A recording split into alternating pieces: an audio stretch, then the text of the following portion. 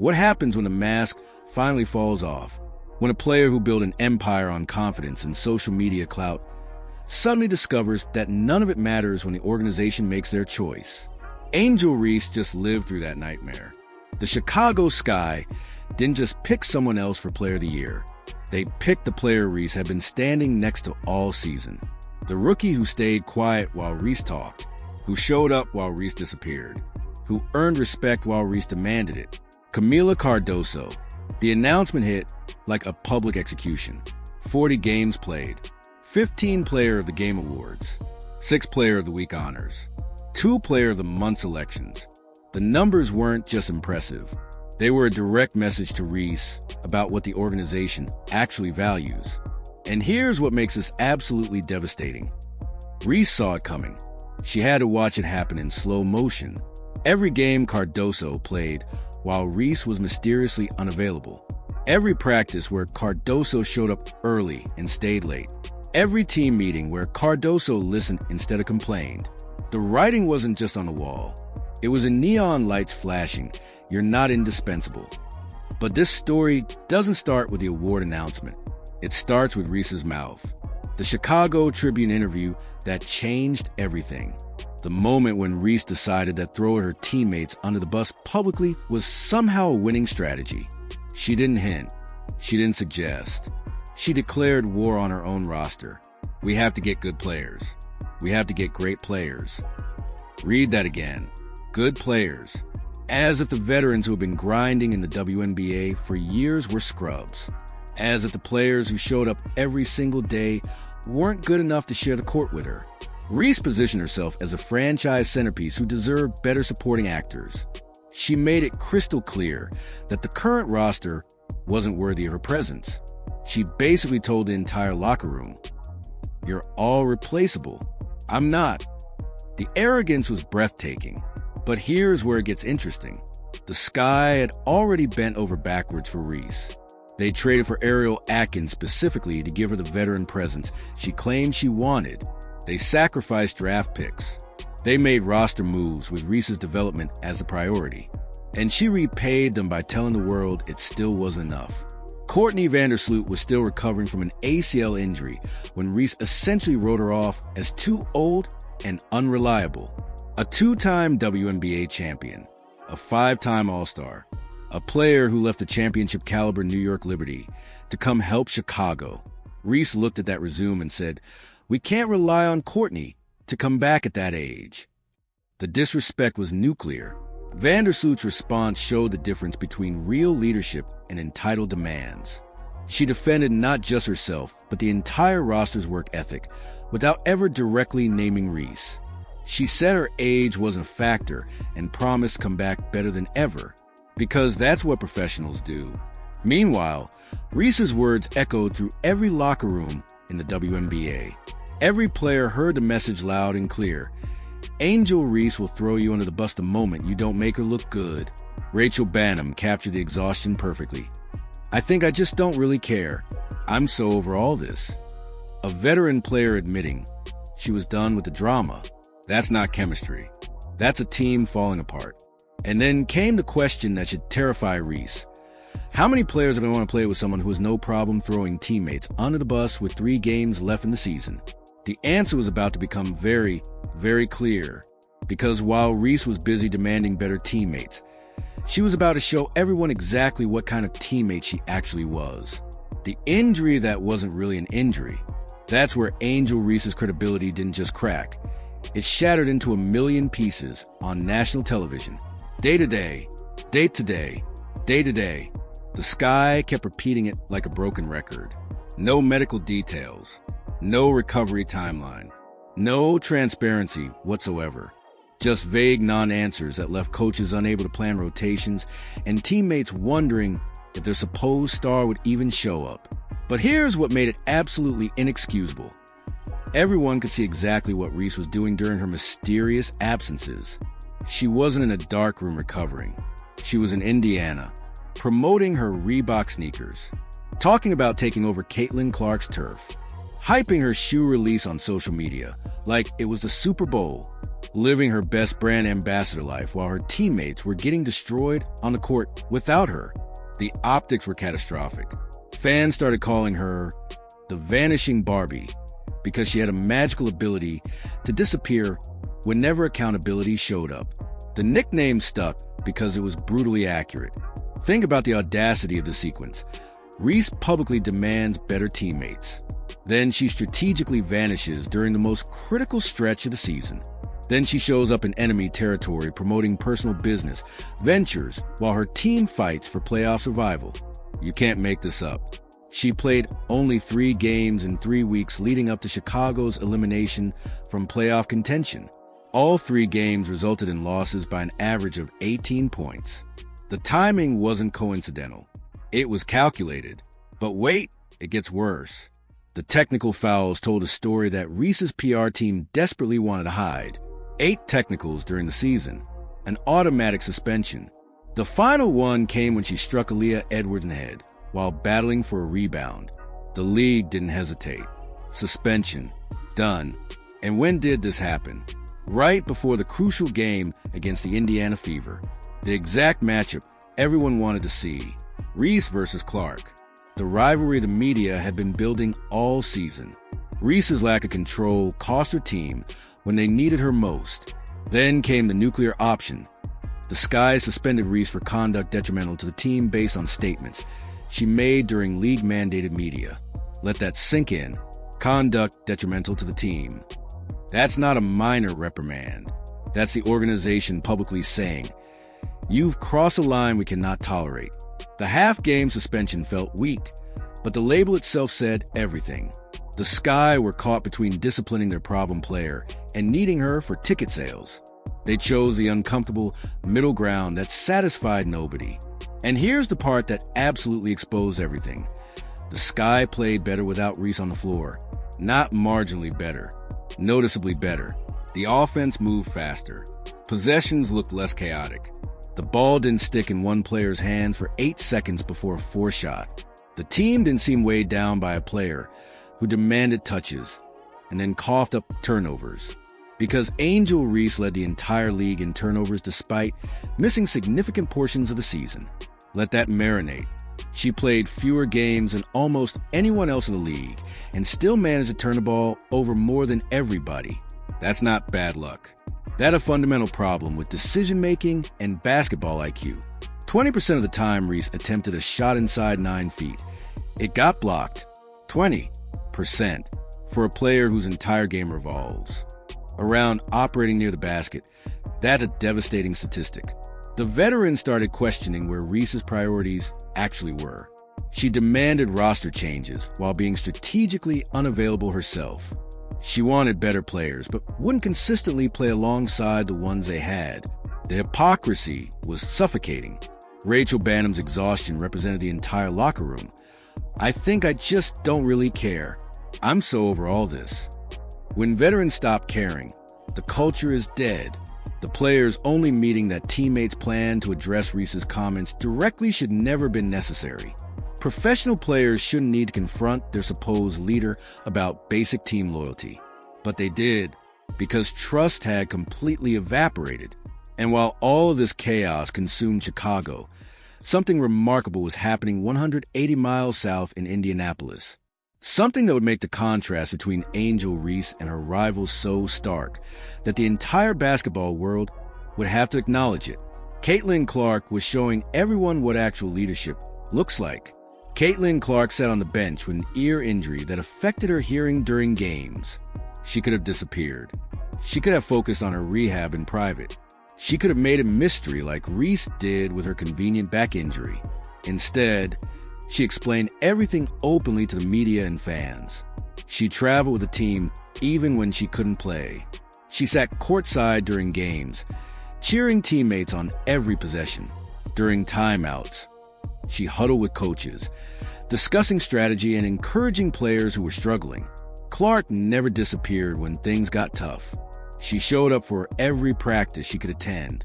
She made sure her teammates felt supported whether she was in uniform or not. She understood something that Reese apparently never learned. Being a leader means being present. The contrast was absolutely damning. But it wasn't just about availability. It was about how these two stars talked about their teammates in public. When Reese spoke, she tore people down. When Clark spoke, she built people up.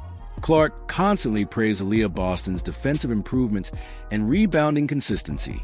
She highlighted Lexi Hull's three-point shooting and called her one of the most reliable players on the roster. When Kelsey Mitchell had big games, Clark made sure everyone knew how much work Mitchell put behind the scenes. "I'm proud of this group," Clark said in one post-game interview. "They're resilient. They're connected. They pull for each other. They enjoy one another. They celebrate one another. That stuff alone is good for 10 to 12 points a game." Listen to those words. They celebrate one another.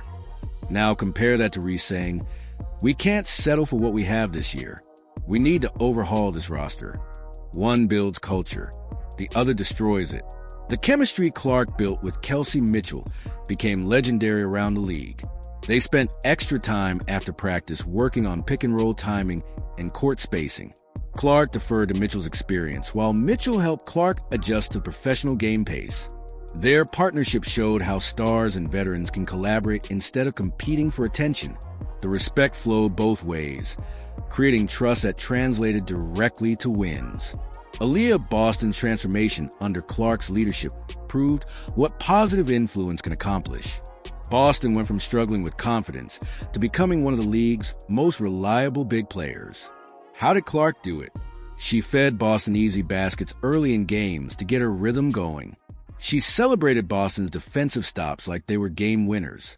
She made Boston feel essential to the team's success. Boston responded by protecting Clark on screens and crashing the boards harder than ever. Their connection became unstoppable because it was built on mutual respect and genuine support. Lexi Hull's breakout season happened because Clark made sure she got quality shots. Clark drew double teams that left Hull open for clean looks from three-point range. Instead of forcing her own shots, Clark found Hull in her sweet spots and trusted her to knock them down. Hull rewarded that trust by becoming one of the most efficient shooters in the league. This is what elite leadership looks like. Making everyone around you better. The Fever's head coach said it perfectly. That was one of the things we made a priority in the offseason, who we bring into this organization. Number one, quality human beings. Selfless human beings that want to pull for one another. Quality human beings. Selfless human beings. Those words weren't about Angel Reese. Indiana's attendance numbers exploded because fans could see the genuine chemistry Clark created. Games became must-see events not just for Clark's individual brilliance, but for the way the entire team played together. The Fever sold out arenas across the country because people wanted to watch a team that actually enjoyed playing with each other. Clark's positive energy became contagious and translated into box office gold. Meanwhile, Chicago's attendance told a different story. Fans showed up to see the drama, the tension, the dysfunction. They came to witness the train wreck, not to celebrate a winning culture. The playoff contention nobody expected from Indiana happened because Clark built winning habits from day one. She demanded excellence from herself before asking anything from teammates. She showed up early, stayed late, and made everyone around her better through work ethic alone. The Fever went from lottery team to playoff contender in one season. Not because they had the most talented roster, but because they had the right person setting the tone. Clark's LPGA partnership and cross-sport endorsements came after she had proven herself as a reliable professional leader. Brands didn't just want her because she could play basketball. They wanted her because she represented excellence both on and off the court. Her marketability grew because she handled pressure with grace and maintained her character under scrutiny. Companies invest in athletes who demonstrate leadership qualities that extend beyond their sport. Angel Reese had endorsements too, but hers came from controversy and social media clout, not from building winning cultures. There's a difference between being famous and being respected, and the basketball world was about to draw that distinction in the most public way possible. Because back in Chicago, the Sky's front office was preparing to make a decision that would send shockwaves to the entire league. The announcement came without warning. No dramatic press conference. No building suspense. Just a simple post from the Chicago Sky's official account that detonated like a bomb in Angel Reese's carefully constructed world. Camila Cardoso has been named Player of the Year. 6 words that said everything the organization had been too polite to say out loud for months. You're not who we thought you were, Angel. The stats told the story the Sky wanted everyone to see. 40 games played. Cardoso showed up. 15 Player of the Game awards. Cardoso performed consistently. 6 Player of the Week honors. Cardoso earned respect weekly. 2 Player of the Month selections. Cardoso dominated for sustained periods. Every single number was a direct rebuke to Reese's disappearing acts and drama. But numbers only tell part of the story. The real message was in what the Sky didn't say. They didn't mention Reese at all. No close race language. No, both players had great seasons, diplomacy. No consolation prize or runner-up acknowledgement. Just Cardoso. Period. End of discussion. The silence about Reese screamed louder than any criticism ever could. Think about what this decision required. The Sky had to know the backlash was coming. Reese had millions of social media followers who would attack the organization relentlessly. She had media allies who would question the decision. She had the entire Protect Black Women in Sports narrative ready to deploy. And the Sky did it anyway. Because sometimes the truth matters more than the noise. Cardoso represented everything the organization desperately needed people to see. She was the anti-Reese. Where Reese created chaos, Cardoso brought stability. Where Reese demanded attention, Cardoso earned respect. Where Reese disappeared, Cardoso showed up every single day. The rookies stayed quiet while the second-year player with half her maturity talked trash to media. Cardoso put her head down and worked while Reese was in Indiana promoting sneakers. Cardoso built relationships with teammates while Reese burned bridges with public insults. And now Cardoso had the hardware that Reese thought was automatically hers.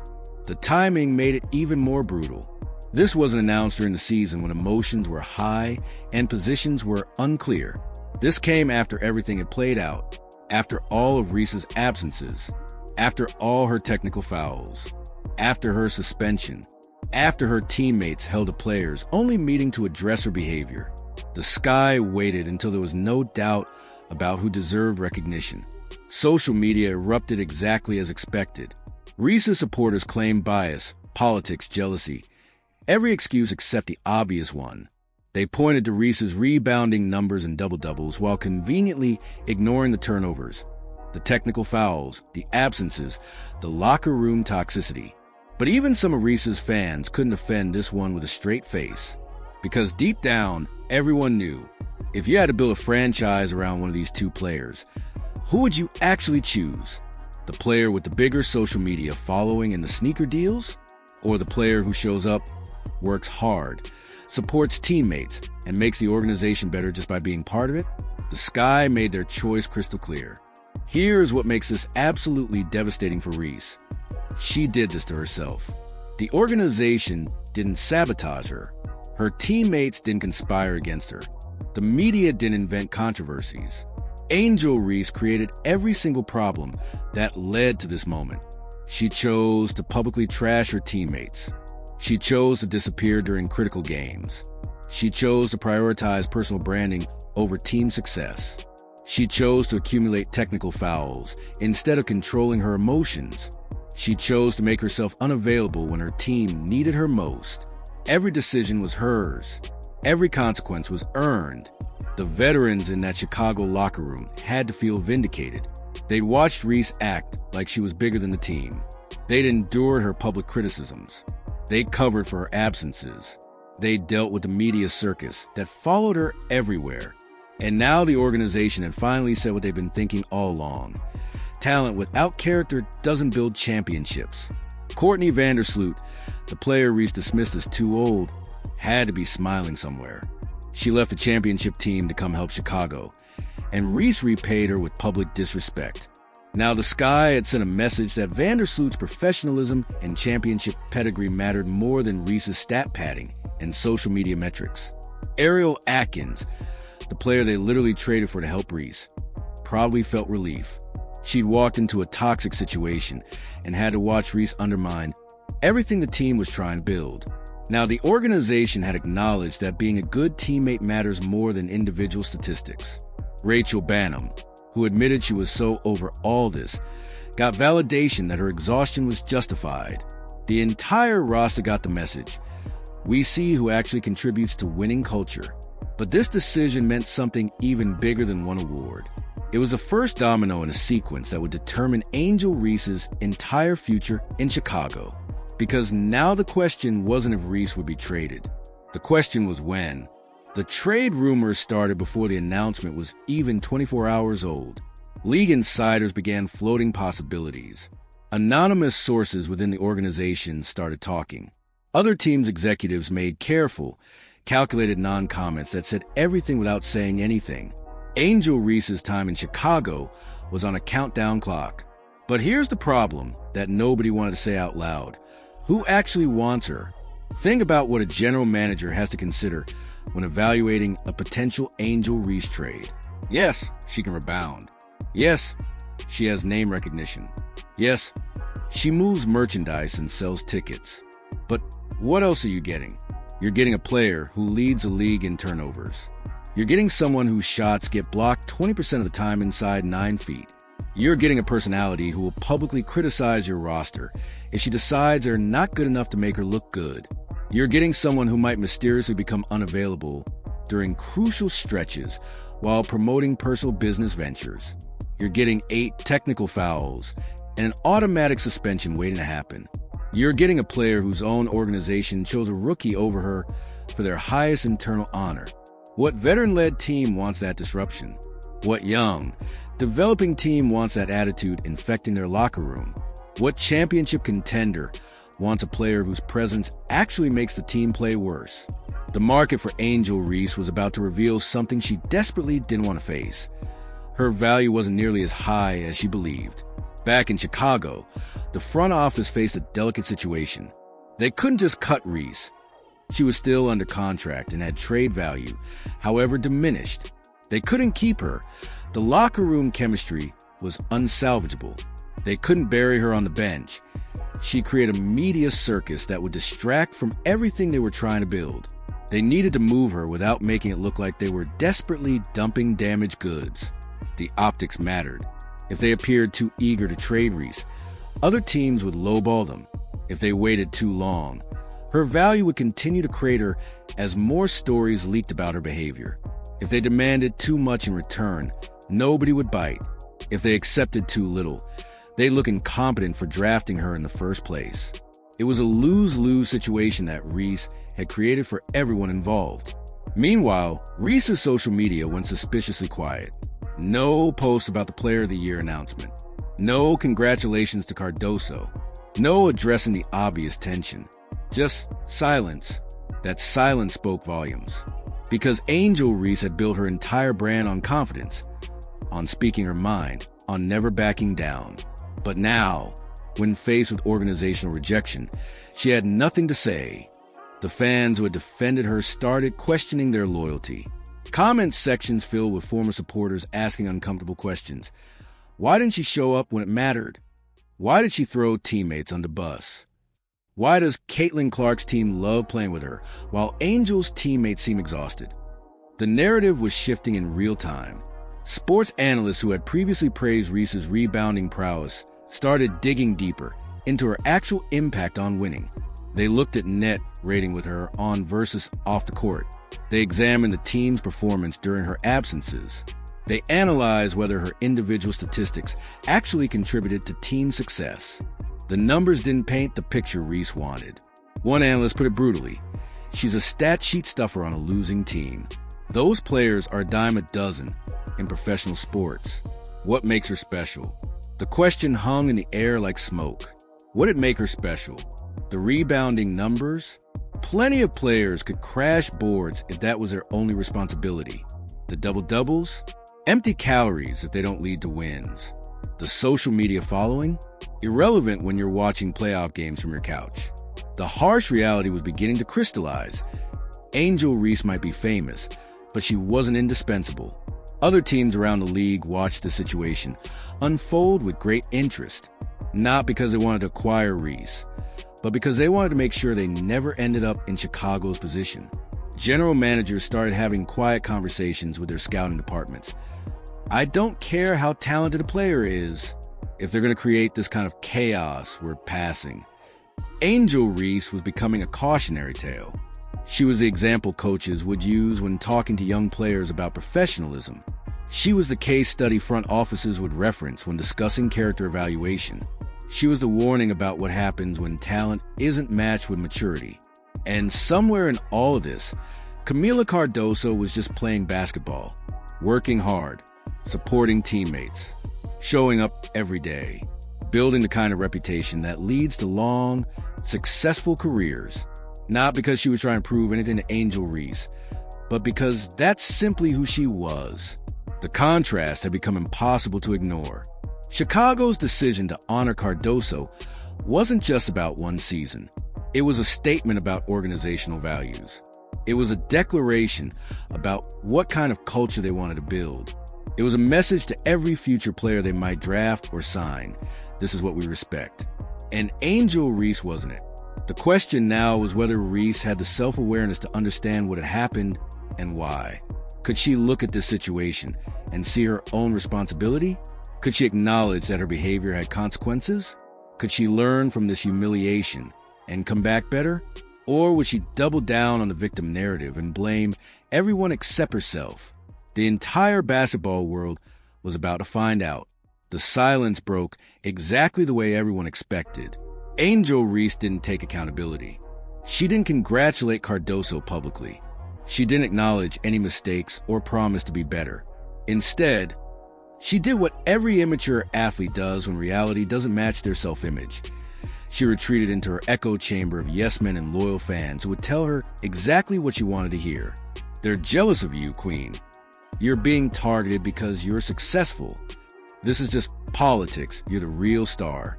The social media comments fed her delusion like poison disguised as medicine. Every excuse validated her victim mentality.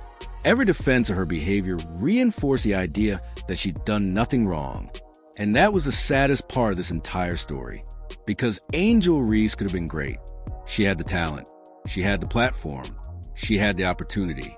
What she didn't have was the wisdom to understand that talent alone has never been enough. History is littered with athletes who had all the physical gift but couldn't get out of their own way. Players who blamed coaches, teammates, organizations, media, everyone except the person staring back at them in the mirror.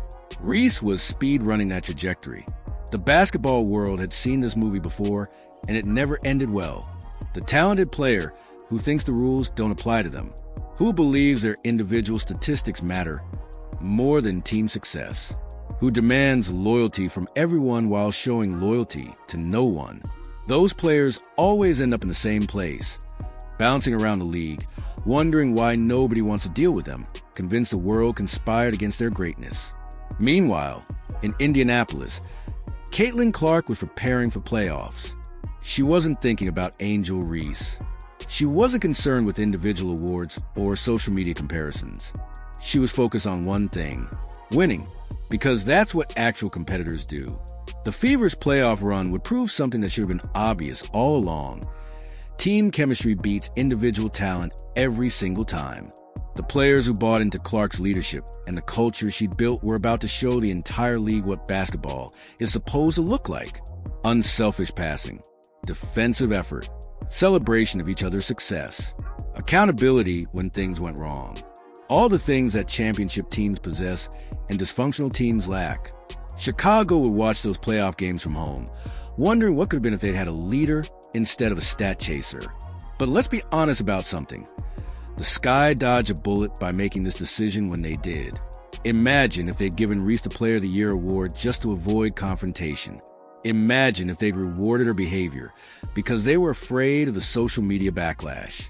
Imagine if they prioritized ticket sales and merchandise over organizational integrity. What message would that have sent to Cardoso? To the veterans who'd endured Reese's criticism? To every future player they might try to recruit? It would have told everyone that winning doesn't matter. That character doesn't matter. That showing up doesn't matter. That being a good teammate doesn't matter. It would have destroyed any chance of building a championship culture in Chicago. Instead, the Sky chose the harder path. They chose honesty over convenience. They chose to honor the player who actually embodied their values, even though they knew the backlash would be intense. That took courage, and it sent a message that would echo throughout the organization for years. We will not compromise our principles for popularity. Other organizations around the league took notice. This wasn't just about one award or one player. This was about a franchise drawing a line in the sand and saying, "This is who we are." Teams that wanted to build winning cultures saw Chicago's decision as validation. Teams that prioritized drama and headlines over substance saw it as a warning. The WNBA needed this moment. For too long, the league had tolerated behaviors that would never fly in other professional sports. Players could skip games without real consequences. They could criticize organizations publicly without repercussions. They could create toxic environments and still be celebrated for individual statistics. Chicago's decision to honor Cardoso over Reese signaled that maybe, just maybe, accountability was making a comeback. But here's the uncomfortable truth that nobody wanted to discuss. This story revealed something bigger than just Angel Reese's immaturity. It exposed how social media has warped athletes' understanding of their own value. Reese genuinely believed that her Instagram followers and Twitter engagement made her more valuable than Cardoso. She thought that being famous meant being great. She confused attention with respect. And she wasn't alone in that delusion. An entire generation of athletes has grown up measuring success by likes, comments, and viral moments instead of wins, championships, and the respect of their peers. They think controversy equals relevance. They think talking matters more than doing. They think individual brand building is more important than team success. Angel Reese became the poster child for that broken value system. The Chicago Sky's decision was really a referendum on that entire mindset. They looked at the social media star and the quiet professional and said, "We choose substance over flash. We choose reliability over virality. We choose the player who makes everyone better over the player who makes herself look good." And in doing so, they might have saved their franchise from years of dysfunction. Because here's what would have happened if they'd chosen differently. Cardoso would have requested a trade. The veterans would have lost all faith in the organization. Future free agents would have seen that Chicago rewards ego over effort. The Sky would have been stuck with a declining asset in Reese and a destroyed culture that would take years to rebuild.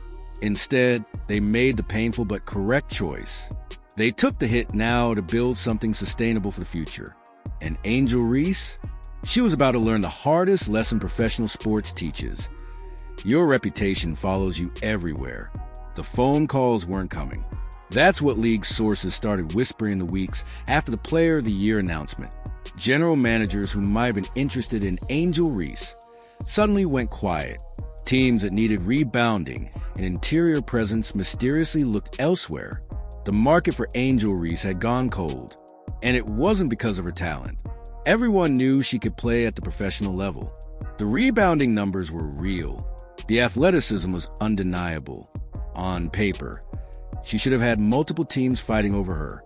But basketball isn't played on paper. It's played in locker rooms where chemistry matters, in film sessions where players need to accept coaching, in fourth quarters when discipline separates winners from losers, in playoff moments when trust is the only currency that matters. And nobody trusted Angel Reese. One Western Conference GM summed it up perfectly in an anonymous interview. "You're not just trading for a player. You're trading for everything that comes with them. The drama, the baggage, the risk that they'll blow up your locker room the moment things don't go their way." He continued, "Sure, she can rebound, but can she do it without making your best players miserable? Can she handle not being the center of attention? Can she put team success ahead of personal branding?" Those questions didn't need answers. Everyone already knew. The comparison to Caitlin Clark had become unavoidable, and it was destroying Reese's reputation. Every time Clark did something that demonstrated leadership, it highlighted what Reese lacked. Every time Clark's teammates praised her, it reminded everyone of what Chicago's veterans said about Reese, or more accurately, what they carefully avoided saying. The silence from Reese's teammates was deafening. When reporters asked Cardoso about winning Player of the Year, she thanked her teammates and coaches. She talked about the team's growth. She deflected individual credit and focused on collective achievement. When reporters tried to ask other Sky players about Reese, they gave diplomatic non-answers that said everything. We're focused on moving forward. Everyone's on their own journey. We support all our teammates. Translation: we're done with her drama. The most damaging evidence came from an unexpected source. Exit interviews. Several Sky players, speaking under anonymity agreements, told team psychologists and executives that the locker room atmosphere improved dramatically when Reese was absent. Not just a little better, dramatically better. Players felt free to take shots without worrying about Reese demanding the ball. They communicated more openly on defense. They encouraged each other without walking on eggshells around one person's ego. The team functioned better when the supposed star wasn't there. That information didn't stay confidential for long. It never does. Anonymous sources started feeding it to reporters. Whispers became rumors. Rumors became widely accepted facts. And Angel Reese's trade value plummeted because now teams weren't just worried about her attitude. They had concrete evidence that her presence actively hurt team chemistry and performance. That's not a red flag, that's a deal breaker. Chicago found themselves in an impossible position. They needed to move Reese, but nobody wanted to give up significant assets for her. The best offers coming in were salary dumps and second-round picks. Essentially, teams often take her off Chicago's hands if the Sky sweeten the deal. Think about that. The Sky might have to attach assets to Reese just to move her. A player who was supposed to be a franchise cornerstone had become a negative asset in less than 2 years. That's not bad luck. That's catastrophic mismanagement of your own value. Meanwhile, the contrast with Caitlin Clark had evolved beyond just on-court performance. It had become a case study in how two equally talented players could have completely different impacts on their organizations. Clark's jersey sales led the league. The Fever season ticket renewals were at an all-time high. Sponsors were lining up to associate with Indiana's culture. Other players were actively recruiting free agents to come play in Indianapolis. The Fever had become a destination franchise in one season because of Clark's leadership. Chicago had become a cautionary tale because of Reese's dysfunction. The financial implications alone were staggering. Indiana was printing money because fans wanted to watch their team. Chicago was dealing with the reputational damage of being known as a dysfunctional organization. And it all traced back to the difference between a leader and a stat chaser. Reese's endorsement deals started to reflect the new reality too. Brands that wanted controversy and attention stuck with her. Brands that wanted to associate with winning and professionalism quietly distanced themselves. She was becoming the athlete companies use for short-term buzz, not long-term partnerships. The quick hit of virality, not the sustained value of excellence. That's the kiss of death for an athlete's earning potential. Once you're categorized as a controversy merchant rather than a champion, your value has a ceiling. And Reese was about to hit that ceiling hard. The most brutal moment came during a charity event where both Reese and Clark were scheduled to appear. The contrast in how they were received told the entire story. Clark walked into genuine applause and warmth. Kids wanted pictures with her. Parents thanked her for being a positive role model. Other athletes treated her with respect that comes from earned reputation.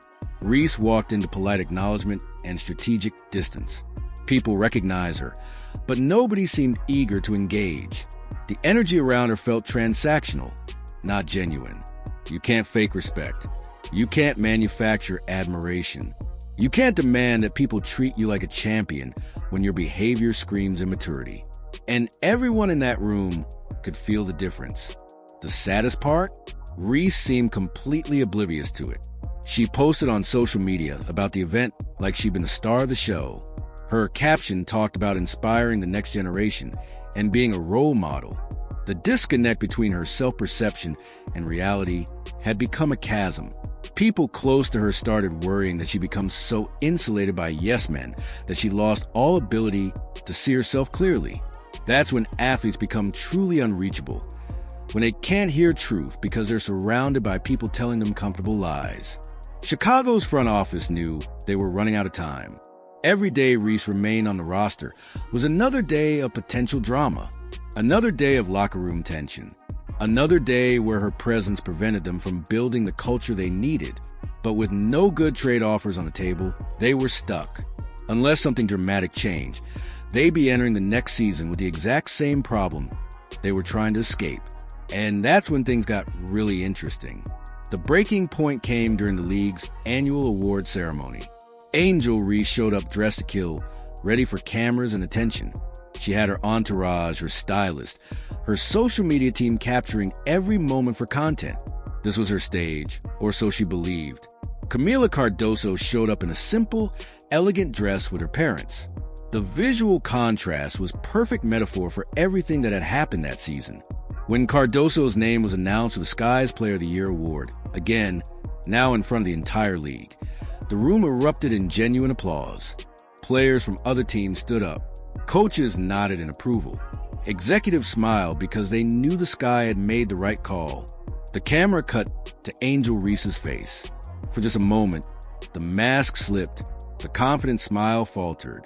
The eyes showed something that looked an awful lot like devastation mixed with disbelief. She was sitting there watching her teammate receive the recognition she thought was rightfully hers, and she couldn't hide the pain. Then the mask came back. The smile returned.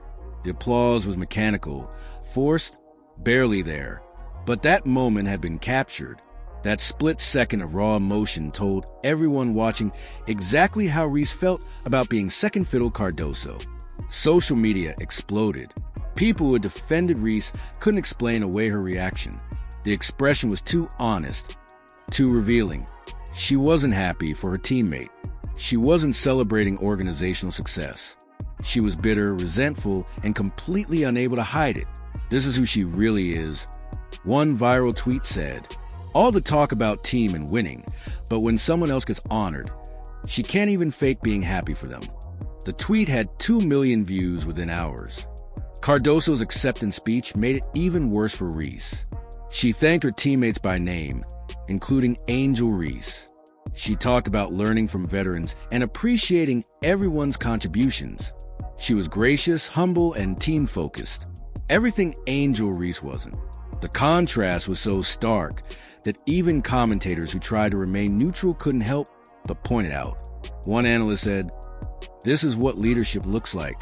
Cardoso just showed maturity beyond her years, while deflecting individual credit to collective success. The unspoken part, unlike someone else in that room. After the ceremony, reporters swarmed both players. Cardoso handled every question with poise, redirecting praise to her teammates and coaches. She made the award about everyone except herself. Reese's interview was painfully awkward. She gave short, clipped answers. Her body language screamed discomfort. When asked about Cardoso winning the award, she said, "Congratulations to her," and immediately changed the subject to her own future plans. No genuine praise. No acknowledgement of Cardoso's achievements. Just the bare minimum required by professionalism before pivoting back to herself. The basketball world saw exactly what Chicago's front office had been dealing with all season. Within 48 hours, the trade landscape shifted dramatically. Not because teams suddenly wanted Reese more, but because her public display of poor sportsmanship gave Chicago leverage to argue they needed to move her immediately for the good of the franchise. 3 teams suddenly emerged as possibilities, but not for the reasons Reese would have hoped. The first was a lottery team desperate for publicity and ticket sales. They didn't care about winning culture.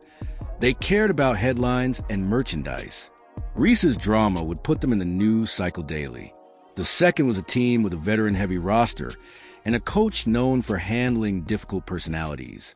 They thought they could fix her by surrounding her with strong leaders who wouldn't tolerate nonsense. The third was the most interesting. A franchise in rebuild mode that needed someone to tank their culture so they could justify a complete organizational overhaul. Reese would be the chaos agent that accelerated their timeline for starting from scratch. None of these were compliments. None of these were teams acquiring a future star. These were organizations with specific problems that Reese's dysfunction could somehow address. That's what her value had become.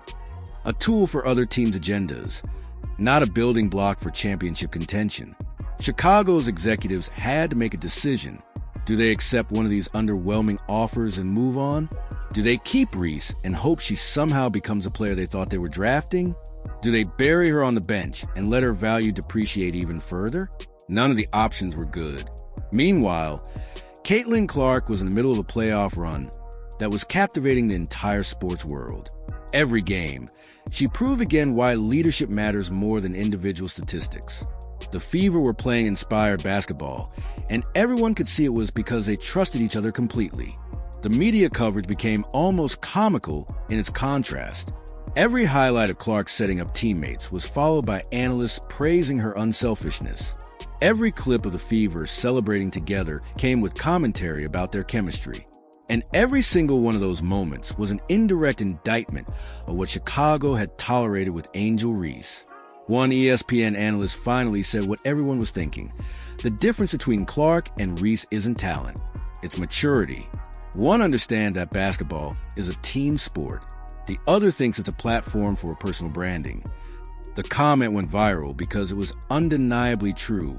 Reese's camp tried to control the narrative by pushing stories about her work ethic and commitment to improvement. They released training videos showing her in the gym. They orchestrated interviews where she talked about learning and growing. But nobody was buying it anymore because words are cheap. Reese had said all the right things before, right up until she threw her teammates under the bus, disappeared during crucial games, and couldn't hide her resentment when someone else got recognized. Her credibility was gone. The basketball world had seen who she really was, and no amount of PR spin could erase that. The Sky's season ticket renewals told the story in numbers. Sales were down significantly compared to projections. Fans cited team drama and toxic culture as reasons for not renewing. The Reese effect was costing Chicago real money. That's when the front office made their final decision. They were moving Angel Reese no matter what, even if it meant accepting a bad deal, even if it meant admitting they'd made a massive mistake, even if it meant taking criticism for giving up on a young player. Because keeping her would cost them more, in culture, in chemistry, in the respect of every other player in the organization. The trade negotiations intensified. Chicago was ready to pull the trigger. Teams were circling, trying to get the best deal possible by waiting out Chicago's desperation. And Angel Reese? She was about to learn that burning bridges has consequences that last far longer than social media trends. The trade leaked before it was official. That's how badly things had deteriorated. Someone inside the Chicago Sky organization was so eager to see Angel Reese gone that they couldn't even wait for the formal announcement. The report hit Twitter at 11:47 p.m. on a Tuesday. Sources: Sky finalizing trade to send Angel Reese to team name. Deal expected to be announced within 48 hours. Within minutes, the basketball world erupted, but not with shock, not with outrage, not with disbelief that Chicago would move their former franchise cornerstone after just 2 seasons. With relief. Finally, one comment read, "Chicago can actually build a real culture now. Best move the Sky could make," said another. Addition by subtraction. Poor team name. Joked a third. They have no idea what they're getting into.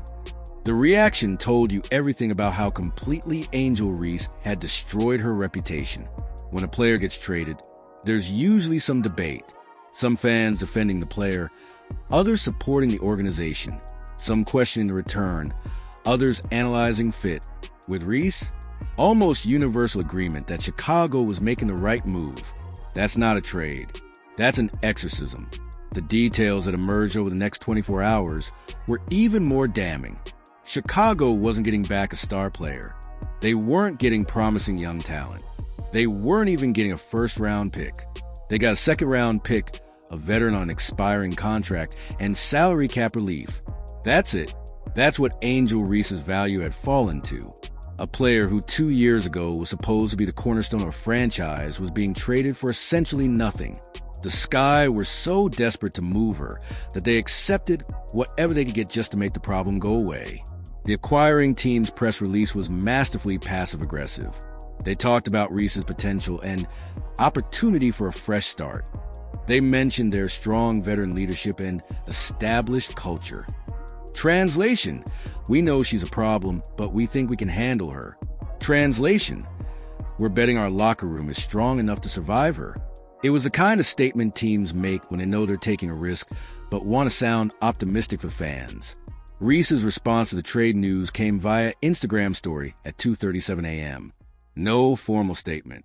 No thank you to Chicago. No acknowledgement of teammates or fans. Just a cryptic post. New chapter. Watch me. 100 points. The comments section was brutal. Maybe try actually showing up to games this time. Your teammates are probably celebrating right now. Caitlin Clark would never get traded like this. That last comment was a dagger, because it was true and everyone knew it. Caitlin Clark would never be in this position, because Caitlin Clark would never have created these problems. She wouldn't have thrown teammates under the bus. She wouldn't have disappeared during crucial games. She wouldn't have prioritized shoe launches over team success. The comparison that Reese had spent 2 years trying to win had ended in complete humiliation. Chicago's locker room reaction leaked almost immediately. Players were texting reporters. Sources were confirming to everyone who asked. The message was consistent and damning. The team was relieved, not disappointed, not upset about losing talent. Relieved. Rachel Banham's quote to a reporter summed it up perfectly. Sometimes addition by subtraction is the best move an organization can make. She didn't name Reese. She didn't have to. Courtney Vandersloot, the veteran Reese had dismissed as too old, posted a simple message on Twitter. Excited for the next chapter of Chicago Sky basketball. Blue heart. The tweet had 10,000 likes in an hour. Everyone understood what she was really saying. The nightmare is finally over. Even more telling was what Camila Cardoso didn't say. She didn't comment on the trade at all. Didn't wish Reese well. Didn't thank her for being a teammate. Just silence. Professional silence that spoke louder than any words could. The basketball analysis of the trade was almost unanimous. Chicago won by getting out from under Reese's toxicity, even if the return was minimal. The acquiring team was taking a massive gamble that would either pay off with a reformed player or blow up spectacularly in their face. One GM, speaking anonymously, put it bluntly: if Angel Reese can't figure out that basketball is a team sport at her next stop, she'll be out of the league in 3 years. This is her last chance to prove she's more than just stats and social media. 3 years. That's how short the window had become for a player who should be entering her prime. The cautionary tale was complete. Angel Reese had gone from lottery pick to franchise embarrassment to salary dump in less than 2 seasons. Not because she lacked talent, not because of injuries, not because of bad luck, because she failed the most basic test of professional sports: being a good teammate. Meanwhile, Caitlin Clark and the Indiana Fever were advancing through the playoffs. Every win reinforced everything the basketball world had learned about leadership versus ego. Every post-game interview where Clark praised teammates was another reminder of what Reese could have been. The Fever's success wasn't just about basketball. It was proof that culture matters more than talent. That chemistry beats dysfunction. That the right person in a leadership role can transform an entire organization. Chicago was about to learn that lesson from the other side. Without Reese's drama, without her disappearing acts, without her constant need for attention and validation, they could finally build something real. The Sky's first practice after the trade was reported to be lighter and more energetic than any practice during the previous season. Players were joking around. Communication was clear. Nobody was walking on eggshells. The Reese era in Chicago was over, and everyone in the organization was better for it. But the story wasn't quite finished yet, because Angel Reese was about to arrive at her new team, and they were about to discover firsthand whether a change of scenery could fix fundamental character issues. Spoiler alert, it never does. 6 months later, the verdict was in. Angel Reese's new team was already exploring trade options. Again, the exact same patterns had emerged. The mysterious injuries during crucial stretches. The social media activity that suggested she wasn't quite as hurt as the injury reports claimed. The subtle and sometimes not so subtle criticisms of teammates in media appearances. History was repeating itself because Angel Reese hadn't changed. She just changed locations. The new team's veterans, the ones who were supposed to fix her, had tried everything. They'd had heart-to-heart conversations. They'd invited her to team dinners. They'd given her every opportunity to prove Chicago was a problem, not her. But you can't fix someone who doesn't think they're broken. One anonymous player from a new team told reporters, "We tried. God knows we tried. But at some point, you realize that some people will always make about themselves, no matter where they are or who they're playing with." The trade value that had already cratered in Chicago was now approaching zero. Teams had seen the pattern twice now. Fool me once, shame on you. Fool me twice, shame on me. Nobody was getting fooled a third time. Meanwhile, the contrast with Caitlin Clark had moved beyond comparison. It had become accepted fact, written in stone, undeniable truth. Clark's Indiana Fever had become a model franchise. Players were recruiting their friends to come play in Indianapolis. Free agents were taking less money to be part of the culture. The waiting list for season tickets was measured in years, not months. All because one player understood a simple truth.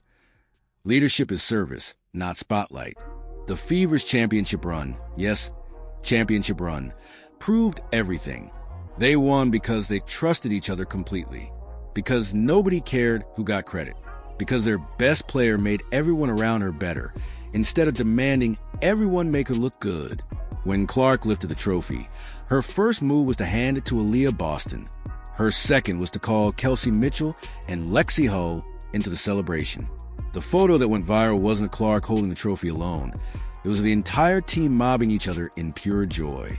That image was shown in every front office in the league as an example of what winning culture looks like. Chicago, having moved on from Reese, had started their own transformation. Camila Cardoso became the undisputed leader of the franchise. The veterans who'd endured Reese's era were finally playing free, unshackled basketball. They didn't win a championship that year, but they made the playoffs. They played hard every night. They had each other's backs. And most importantly, they enjoyed playing together. The Sky's attendance recovered. Fans came back because they wanted to watch a team that actually liked each other. The chemistry was visible, authentic, real. And nobody missed Angel Reese. Not the fans, not the players, not the coaches, not the organization. That might be the saddest epitaph for a career that should have been great. When you leave and nobody wishes you'd stayed. The basketball world had learned its lesson through Angel Reese's cautionary tale. Talent matters, yes, but character matters more. Skill matters, yes, but leadership matters more. Individual statistics matter, yes, but winning culture matters most. Front offices started prioritizing character evaluation in their draft process. They started asking hard questions about how players treat teammates, how they handle adversity, how they respond to not being the center of attention.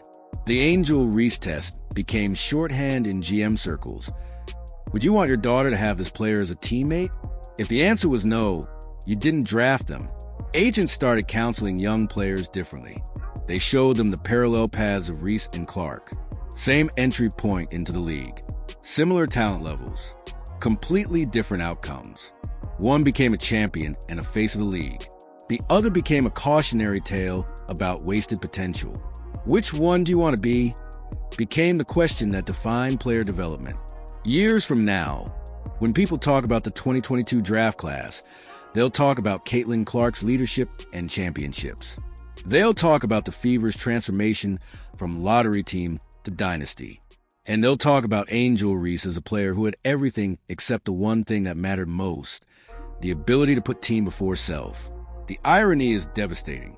Reese wanted to be remembered as great. She wanted the recognition, the awards, the legacy. She wanted people to speak her name with respect and admiration.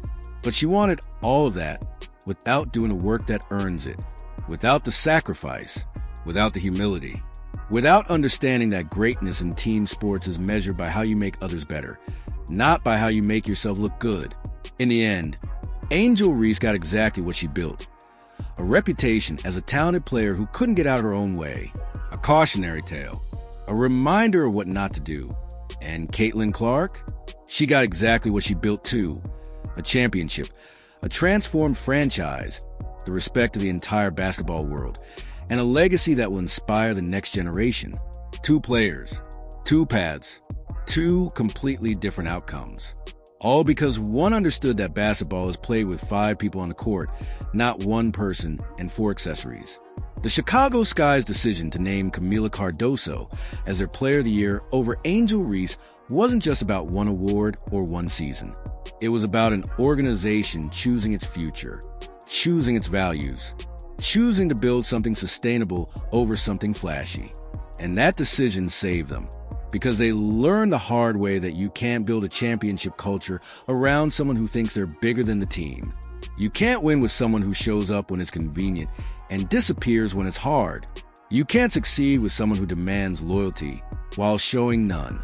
The basketball world watched this entire saga unfold and learned an invaluable lesson.